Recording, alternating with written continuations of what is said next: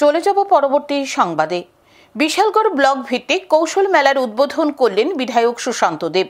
মঙ্গলবার রাউতখলা গ্রাম পঞ্চায়েতের মাঠ প্রাঙ্গণে একদিনের কৌশল মেলা হয়। এই কৌশল মেলাকে কেন্দ্র করে মেলা প্রাঙ্গণে বিশালগড় ব্লক এলাকার বিভিন্ন স্বসহায়ক দলের উৎপাদিত পণ্যের স্টল খোলা হয়। তাছাড়াও স্বাস্থ্য দপ্তর, মৎস্য দপ্তর এবং কৃষি দপ্তরের স্টল খোলা হয়েছে। এদিন সরকারি স্টলের মাধ্যমে কৃষকদের বিভিন্ন সুযোগ সুবিধা দেওয়া হয়। একদিনের কৌশল মেলায় উপস্থিত ছিলেন বিশালগড় ব্লক পঞ্চায়েত সমিতির chairperson Atasi Das, block development officer Nantu Deb সহ আরও অনেকেই। মেলায় আলোচনা করতে গিয়ে বিধায়ক বিভিন্ন বিষয় তুলে ধরেন।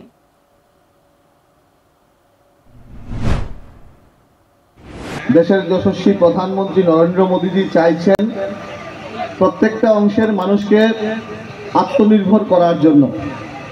আমরা কিভাবে আত্মনির্ভর হব?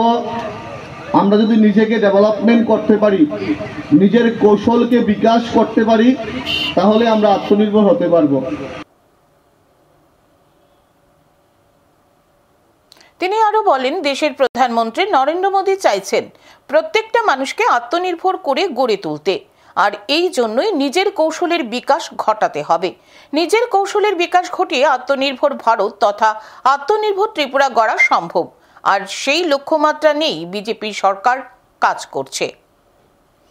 এখনকার মতো সংবাদ এই পর্যন্তই। পরবর্তী আপডেটস দেখার জন্য চোখ রাখুন নিউজ টুডের পর্দায়। নমস্কার।